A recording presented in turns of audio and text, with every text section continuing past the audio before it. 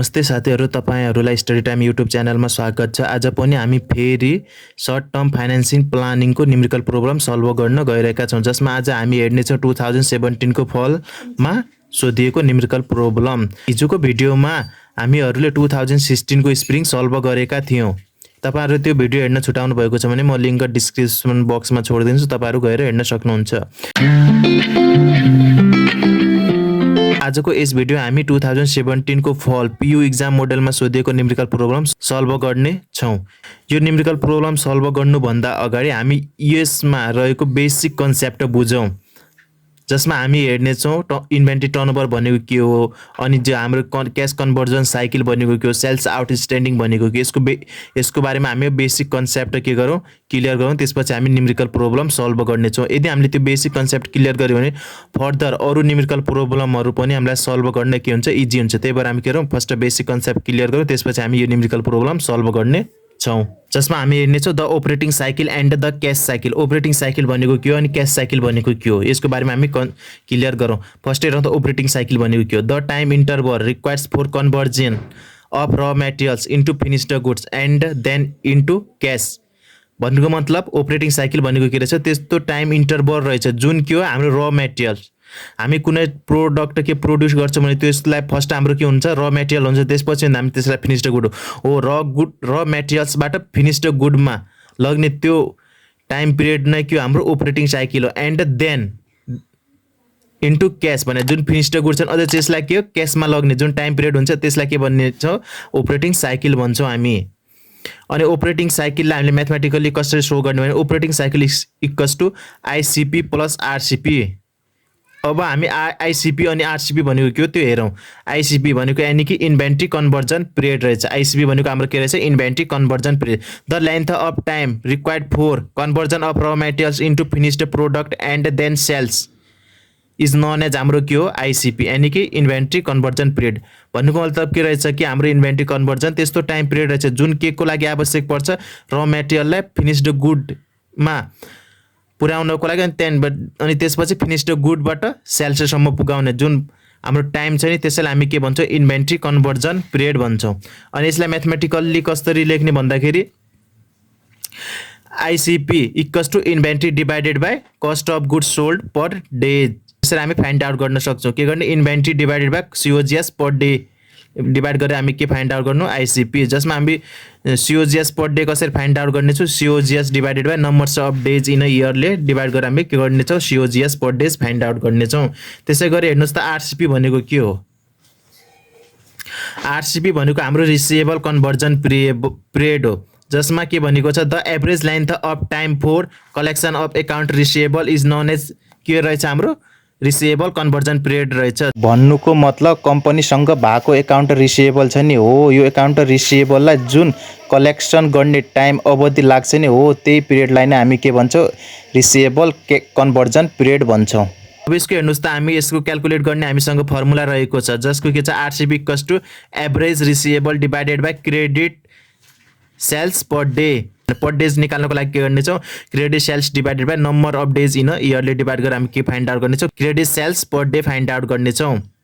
अनि यसरी हामी के गरौँ आरसीपी अनि आईसीपी फाइन्ड आउट गर्ने छौं यो फर्मुला युज भएर। अनि त्यसैगरी फर्दर हेरौँ त त्यसैगरी फर्दर हाम्रो के छ पेबल डिफरल पिरियड यानी कि PDP the average length of time between credit purchase and labour employed and actual payment for them is known as हाम्रो के हो पेबल डिफरल पिरियड भनेको के रहेछ त्यस्तो टाइम पिरियड हो जुन के हुन्छ क्रेडिट पर्चेज एन्ड लेबर इम्प्लोइडलाई एक्चुअल पेमेन्ट गर्ने टाइम नै हाम्रो के हो पेबल डिफर पिरियड। यानी कि हामीले कुनै सामान के गरेका छौं क्रेडिटमा पर्चेज गर्यौं भने त्यसको पेमेन्ट गर्ने समय, अनि त्यसैगरी हामीले काम गर्नको लागि के लागा हुन्छ कम्पनीमा लेबर लाएको हुन्छ लेबरलाई पेमेन्ट गर्ने हो त्यो एक्चुअल लेन्थ अफ टाइमलाई हामीले के भन्ने छ पेबल डिफरल पिरियड भन्ने छ, जसको हामी क्याल्कुलेट गर्ने फर्मुला छ PDP equals to average payable divided by COGS per day गरेर हामी पीडीपी फाइन्ड आउट गर्ने छौं। अनि त्यसैगरी क्याश कन्भर्जन साइकल यानी कि सीसीसी भनेको के रहेछ the time intervals between outflow of cash and its inflow through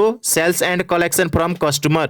CC भनेको के रहेछ त्यो टाइम इन्टरभल रहेछ के को क्याश आउटफ्लो अनि त्यसैगरी cash inflow through the sales and collection from the customer भने क्यास आउटफ्लो भएको अनि त्यसै गरी क्यास इनफ्लो भएको के थ्रु सेल्स र कलेक्सन फ्रम कस्टमर थ्रु भएको यसको टाइम इन्टरभल नै हाम्रो के हो क्यास कन्भर्जन साइकल हो। अनि यो cash conversion cycle find out गर्ने फर्मुला के रहेको छ हाम्रो अपरेटिङ साइकलबाट हामीले के घटाउनु पर्ने रहेछ पेबल डिफरल पिरियड घटाउनु पर्ने रहेछ। यानी कि अपरेटिङ साइकल भनेको हाम्रो के हो यार अपरेटिङ साइकल इक्वल्स टु हामीले के हेरेका थियौँ क्वेसनको स्टार्टिङमा आइसिपी प्लस आरसिपी भनेका थियौँ नि। आइसिपी भनेको हाम्रो इन्भेन्ट्री कन्भर्जन पिरियड अनि आरसिपी भने रिसिभेबल कन्भर्जन पिरियड भनेका थियौँ नि। हो अपरेटिङ साइकल इक्वल्स टु यो छ भने अब के गर्ने अपरेटिङ साइकलको ठाउँमा हामी यो ठिक यो राखिदिउँ एआरसिसी इक्वल्स टु के हुन्छ अपरेटिङ साइकल माइनस भने अपरेटिङ साइकल भनेको यो हो यो भनेको हाम्रो अपरेटिङ साइकल आयो आइसिपी प्लस आरसिपी माइनस पिडिपी यानी कि पेबल डिफरल पिरियड अनि योबाट हामीले पेबल डिफरल पिरियड घटायो भने हाम्रो के क्याल्कुलेट हुनेछ हाम्रो क्यास कन्भर्जन साइकल हामी क्याल्कुलेट गर्न सक्छौँ। अब हामी के गरौँ आफ्नो न्युमेरिकल प्रोब्लमतर्फ लागौँ। न्युमेरिकल प्रोब्लमले के भन्न खोजेको छ फर्स्ट त्यसको ल्याङ्ग्वेज बुझौँ त्यसपछि हामी न्युमेरिकल सल्भ गर्नेछौँ। क्वेसनमा के भनेको छ त्यो हेरौँ the national corporation turn over it's inventory 4 times during the year भनेको छ। हाम्रो यसको के दिएको छ इन्भेन्ट्री टर्न ओभर कति दिएको छ कम्पनीको 4 टाइम्स दिएको छ। इन्भेन्ट्री टर्न ओभर भन्नुको मतलब उसले इन्भेन्ट्री सोल्ड आउट कति गरिरहेको छ पर इयरमा 4 टाइम्स गरिरहेको छ।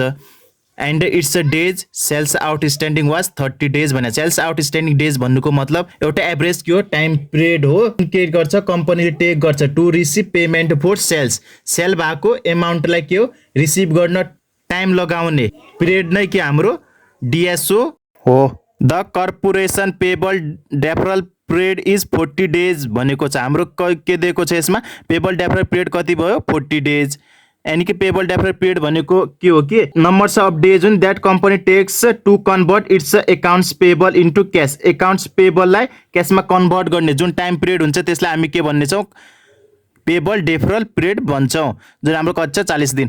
Calculate the cash conversion cycle अब हामीले के क्याल्कुलेट गर्नुपर्ने छ क्यास कन्भर्जन साइकल जो हामीले अलरेडी नै के हो यसको बारेमा हामीले डिस्कस गरिसकेका छौँ अनि यसको फर्मुला पनि हामीले हेरिसकेका छौँ। हामी अब के गर्नेछौँ इजिली फाइन्ड आउट गर्न सक्छौँ। If the inventory turnover can be rise to 6 time भनेको छ के भनेको छ इन्भेन्ट्री टर्नओभर 6 टाइम्स राइज भयो भने what will be the CCC भनेको छ। फर्स्ट हाम्रो यो यति यो दिएको इन्फर्मेसन यो राखेर हामी सिसिसी फाइन्ड आउट गर्नेछौँ। त्यसपछि inventory turnover rise to be 6 times भनेको छ। अहिले कति छ हाम्रो इन्भेन्ट्री टर्नओभर 4 टाइम्स छ त्यसपछि यो 4 टाइम्सको ठाउँमा हामी 6 टाइम राखेर फेरि अझै के फाइन्ड आउट गर्नेछौँ सिसिसी फाइन्ड आउट गर्नेछौँ। अनि त्यसपछि के भनेको छ what are the methods of reducing its CCC भनेको छ अनि मेथड्स अफ रिड्युसिङ सिसीका के हुन् त्यो पनि हामी हेर्नेछौँ। अब हामी यसको सोलुसनतर्फ लागौँ। अन्त पहिले के गरौँ हामी क्वेसनमा दिएको इन्फर्मेसनलाई लेखौँ। हामी हेरिरहेको 17 को फल हो यसमा हामीलाई के दिएको थियो फर्स्ट हामीलाई दिएको थियो इन्भेन्ट्री टर्नओभर रेसियो दिएको थियो इन्भेन्ट्री टर्नओभर रेसियो कति भनेको थियो हामीलाई 4 टाइम्स भनेको थियो नि ड्युरिङ द इयर 4 टाइम्स भनेको थियो। अनि त्यसै गरी हामीलाई दिएको थियो days sales outstanding days sales outstanding कति दिएको थियो हामीलाई जसलाई हामी के भन्छौँ डिएसओ पनि भन्छौँ यो हाम्रो दिएको थियो 30 डेज 30 डेज दिएको थियो। अनि त्यसै गरी पेबल डिफरल पिरियड दिएको थियो कति 40 डेजको payable deferral period equals to हामीलाई कति दिएको थियो 40 डेज दिएको छ। त्यसै गरी हामीले यसमा के हो फाइन्ड आउट गर्नुपर्ने हामीले cash conversion cycle find out गर्नुपर्ने हो। कन्भर्जन साइकल हामीले फाइन्ड आउट गर्नुपर्ने हो जुन हाम्रो सिसी इक्वल्स टु वाट हो। अब हामीसँग के छ थाहा छ नि त सिसिसी फाइन्ड आउट गर्ने फर्मुला हामीलाई थाहा छ नि त सिसिसी इक्वल्स टु हाम्रो के हुन्छ इन्भेन्ट्री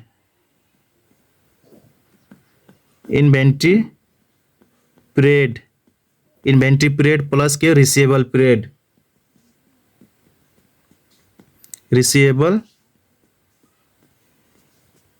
पिरियड माइनस हामीले के गरेपछि माइनस के गर्ने छ हामीले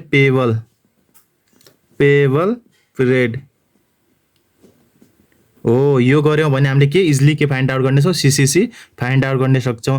तर अहिले हेर्नुहोस् त हाम्रो के छ रिसिभेबल पिरियड पनि छ जुन हामी रिसिभेबल के भन्ने छ डेज सेल्स आउटस्ट्यान्ड यो भनेको हाम्रो के हो रिसिभेबल कलेक्सन पिरियड हो जुन हाम्रो 30 डेज दिएको छ यसलाई हामी रिसिभेबल पिरियड पनि भन्छौँ। अनि त्यसै गरी हाम्रो छ पेबल पिरियड जुन हाम्रो यता दिएको छ पेबल डेफरेट पिरियड कति दिएको छ 40 डेज दिएको छ। तर हाम्रो के छैन हामीसँग इन्भेन्ट्री पिरियड छैन। अब हामी के गर्नेछौँ इन्भेन्ट्री पिरियड फाइन्ड आउट गर्नेछौँ त्यसपछि हामी सिसिसी फाइन्ड आउट गर्नेछौँ।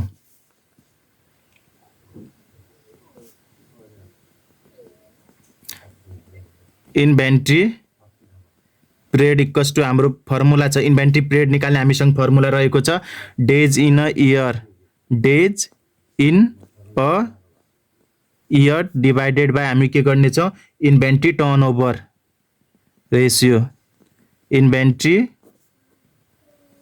टर्नओभर रेसियो गर्नेछौँ।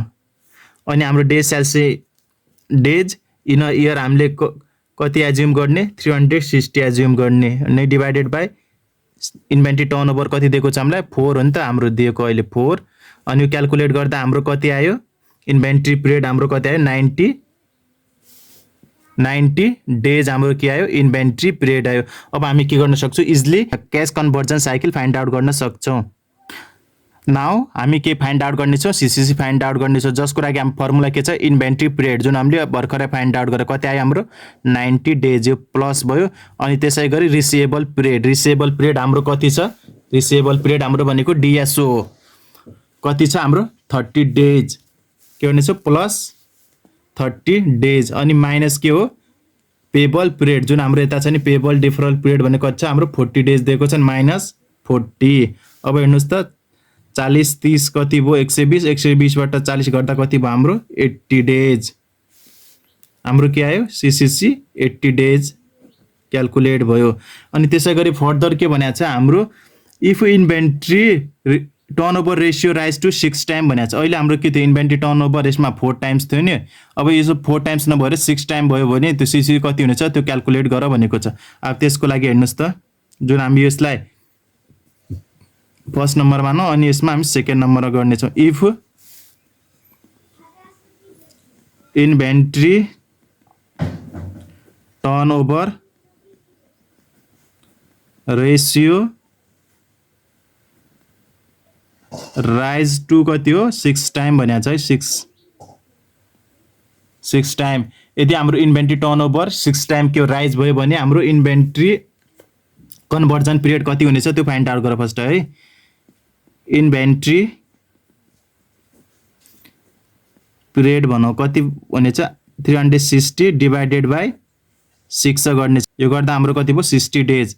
अब के गर्नेछ नाउ सिसिसी कस्तो के हुन्छ हाम्रो इन्भेन्ट्री पिरियड जुन अहिले कति भयो 6 टाइम्स इन्भेन्ट्री टर्नओभर भयो भने त्यसको इन्भेन्ट्री पिरियड कति लाग्दो रहेछ 60 डेज यानी कि 60 प्लस अरू हाम्रो सेम हुन्छ है। त्यसपछि हाम्रो के छ रिसिभेबल पिरियड 30 हो अनि माइनस के गर्नेछ पेबल पिरियड 40 यो गर्दा हाम्रो क्याल्कुलेट गर्दा कति भयो 60 90 बाट 40 गर्दा हाम्रो 50 50 डेज हाम्रो के आयो क्यास कन्भर्जन साइकल आयो जुन हाम्रो इन्भेन्ट्री टर्नओभर के हो राइज भएर 6 टाइम हुन्छ भने हाम्रो क्यास कन्भर्जन साइकल कति डेजको हुन जान्छ 50 डेजको हुन जान्छ। That's all for today. I hope this video is informative for you. If it is informative for you guys, don't forget to like, comment and subscribe the channel. Thank you. Bye bye.